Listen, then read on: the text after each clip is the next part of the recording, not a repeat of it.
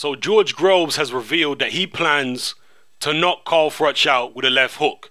Before the first fight, in the press conference, George Groves said that he would hit KO Froch with 2 right hands. He basically told Froch exactly what he was going to do before he did it. Now, some people are going to look at that and say, okay, well, isn't he giving away his own game plan? Isn't that a bit foolish? But George Groves' response to that was, look, KO Froch has had a whole training camp.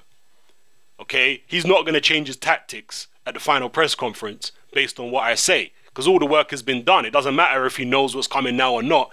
There's no way he's got enough time to prepare for it if I tell him at the final press conference. And this time around, he said, yep, it's going to be the left hook.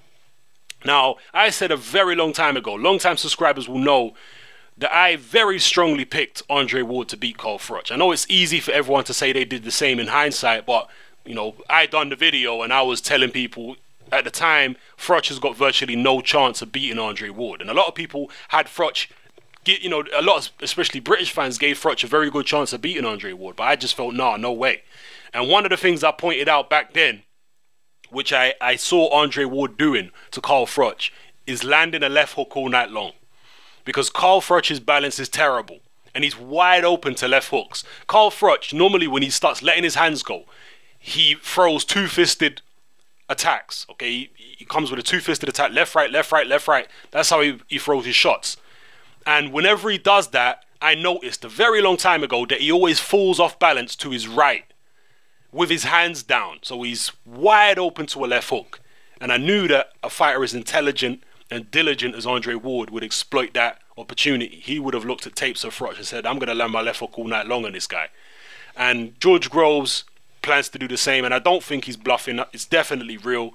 He's been training specifically for the left hook, and in the first fight he was trying to land the left hook. In the first fight, actually, Groves was trying to emulate a lot of what Andre Ward did in the first fight, but his inside game is not as good as Andre Ward's inside game. George Groves got tired. He didn't handle Froch as competently on the inside as Andre Ward did, and it actually started wearing George Groves down by the mid-rounds because Froch was getting off with punches and landing body shots and whatnot. And Groves is just not used to fighting that type of physical fight. He's normally used to fighting a David Haye type fight where he's moving around and jumping in with shots, not a fight where there's a lot of grappling and wrestling. And Andre Ward is used to that kind of fight. But nonetheless, he's going to be throwing them left hooks, I'm sure. I personally think that Groves would be better off fighting more of a Jermaine Taylor type of fight against KO Froch, rather than an Andre Ward type of fight. Maybe mixing it up a little bit, but not fighting so much on the inside, not so much wrestling as he did in the previous fight. But the left hook is definitely going to be a key. And George Groves has a pretty good left hook. Pretty good left hook. It's harder to land a left hook for someone like George Groves and the stance that he has, because he has a side-on stance.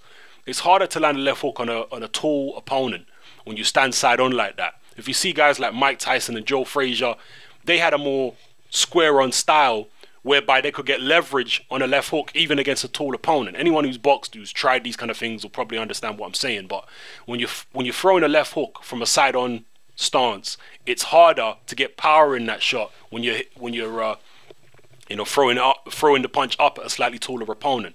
You know, against a shorter guy, it's easier to land that kind of punch. But if you're standing more square, you know, the punch travels further, so you can get greater leverage on it, even a taller opponent. Anyway, let me stop waffling. So the left hook is going to be a key in this fight. I expect George Groves to be looking for that shot and, you know, be landing it whenever possible. So yeah, whether or not it's going to be the one that knocks KO Froch out, we'll have to wait and see. George Groves does have power in that hook, but most of his power is in the right hand. So I'm not even sure if he's going to knock KO Froch out. I'm not even sure if he's going to win. But drop your comments below and let me know how you feel about this fight and about this particular tactic. Do you think George Groves is bluffing about this punch?